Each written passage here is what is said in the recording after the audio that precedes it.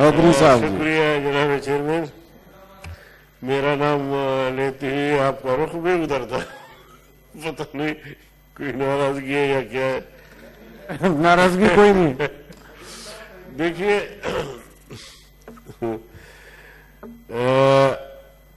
جہاں تک چائنا کی کورونا وائرس جو ایک وبا کی صورت میں چائنا میں بھی اور باقی دنیا میں پھیل رہی ہے، سب نے کہا چائنا ہمارا دوست ہے، بالکل اس میں کوئی شک نہیں ہے، اور ہر مشکل وقت میں چین نے ہمارا ساتھ دیا ہے. اور میرے خیال میں موجودہ جو صورتحال ہے پاکستان اور انڈیا کی، تو اس میں بھی چین ہمارے ساتھ کھڑا ہے. ہم ان کے لیے دعا بھی کریں گے، لیکن اگر دوا کی ضرورت ہے اور ہے بھی، اب ہمارے یہاں گنجائش ہے کہ ہم دوا بھی کر لیں یا نہیں، اس کا دار و مدار ہماری معیشت پر ہے. بہرکیف چائنا ایک دنیا کی ابھرتی ہوئی قوت ہے، معاشی طور پہ بھی، عالمی تناظر میں سیاسی طور پہ بھی، اور ایک دنیا میں اور قوت ہے جو وہ دنیا کا واحد سپر طاقت اپنے آپ کو سمجھتا ہے، اس لیے وہ کسی اور طاقت کو ابھرنے نہیں دیتا.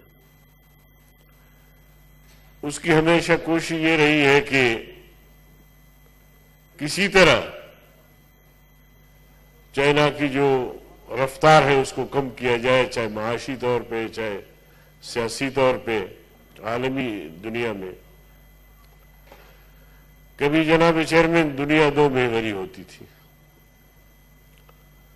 سوویت یونین کی تحلیل کے بعد اب دنیا یک محوری بن گئی ہے، اور جو پوری دنیا کو اپنے پیچھے لگا کر چلنے کی کوشش کر رہی ہے جو طاقت، وہ طاقت امریکہ کی ہے اور ہم سب سمجھتے ہیں. اس لیے وہاں جو مسلمان ہیں، اورمچی وغیرہ سواتی صاحب نے وہاں کا حوالہ دیا، کوئی بھی ملک، آپ پاکستان میں دیکھیں، ابھی آپ کے سامنے عثمان رو رہے تھے. میں بلوچستان کی بات کروں گا تو اس کے لیے مجھے 1 گھنٹہ چاہیے. کوئی بھی ریاست کے اندر ریاست کی اجازت نہیں دیتا. ہم نے چائنا کے ان مسلمانوں سے اپیل بھی کی ہے کہ بجائے اس کے کہ اگر باہر کی کوئی طاقت آ کے آپ کو یہ کہے کہ جی آپ آزادی کا نعرہ لگائیں یا آزاد صوبے کی بات کریں، آپ چائنا میں رہتے ہوئے اپنے حقوق کی بات کریں. اور یہ حقوق ملے بھی ہیں، مل بھی سکتے ہیں. ایک دفعہ اور مجھے جانا ہوا اورمچی، وہاں ہمیں بتایا گیا کہ ہم اورمچی کو یا مسلمانوں کے صوبے کو چائنا کی دیگر صوبوں کے برابر لانے کے لیے کوئی 70-75 ارب ڈالر مختصر کیے. 70-75 ارب ڈالر.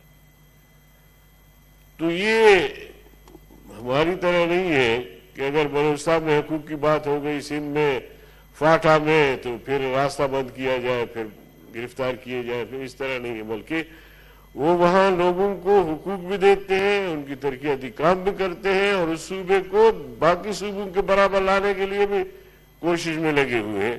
تو بہت ساری ایسی قوتیں ہیں جو چائنا کی اس ابھرتی ہوئی طاقت کو روکنے کے لیے، اس کو رسوا کرنے کے لیے، بدنام کرنے کے لیے مسلم دنیا میں ایک بہت بڑا پروپیگنڈا ہو رہا ہے. تو اس لیے ہم جیسے سیاسی لوگ یا ان چیزوں کو سمجھتے ہیں کہ یہ چیزیں کہاں سے اڑتی ہیں، کہاں جاتی ہیں. اس لیے ہم نے جب بھی کوئی بات کی تو اعتدال کی بات کی، وہاں مسلمانوں کو سمجھانے کی بات کی. تو یہ ہماری کوشش رہی ہے. مہربانی. تو جناب چیئرمین میں بس 1 منٹ آپ کا مزید شاید لوں. جی. تو اس حوالے سے میں سمجھتا ہوں کہ ہمیں بھرپور یکجہتی کا اظہار کرنا چاہیے چائنا کے ساتھ، اور یہاں سے جو بھی ہو سکتا ہے ہم ان کے ساتھ تعاون کریں. ایک اپنے علاقے کی بات اگر آپ کی اجازت ہو. جی جی پلیز. جناب چیئرمین، قلات پاکستان کے سرترین علاقوں میں شمار ہوتا ہے، اور ان دنوں میں بھی کبھی 12 کبھی 13 کبھی 17 تک جو ہے وہ مائنس میں چلا جاتا ہے. قلات ہوا، کوئٹہ سے آگے پھر زیارات، یہ تمام علاقے. اور حال ہی میں جو برف پڑی تھی آپ نے دیکھا کہ ہماری شاہراہیں بند تھی اور 22-23 لوگ جو ہے وہ جان بحق بھی ہوئے. 2006 میں قلات میں گیس آیا، افتتاح ہوا، اور اس کے بعد گیس نہیں ہے. بل بدستور اسی طرح آتے ہیں، لیکن آپ چیک کریں گے تو مستنگ، کھڑکوچا، منگوچار، قلات، 12 میں نے کوشش کی یہاں کہ کوئی اس کی اصلاح کی جائے تاکہ لوگوں کو گیس ملے. اور پھر خاص طور پہ ان سرد دنوں میں آپ کے علم میں ہو یہ بات کہ خان آف قلات جب ریاست کے والی تھے بھی سردیوں میں جو ہے وہ ڈاڈر اور سبی چلے جاتے تھے، یعنی اتنی سردی ہوتی ہے. اب جب گیس آ گیا، گیس کے بعد لوگوں نے وہ لکڑی کا جو نظام تھا وہ بھی نہیں رہا، گیس بھی نہیں ہے، تو لوگ بہت تکلیف میں ہیں. اگر آپ یہاں سے کوئی حکم جاری کر دیں، یہ وفاقی مسئلہ ہے. اس پہ secretariat report S S D C سے جی کراچی سے. بیچارے تنگ ہیں. بہت شکریہ. سینیٹر بہرامند خان. میں بہرامند خان سے بھی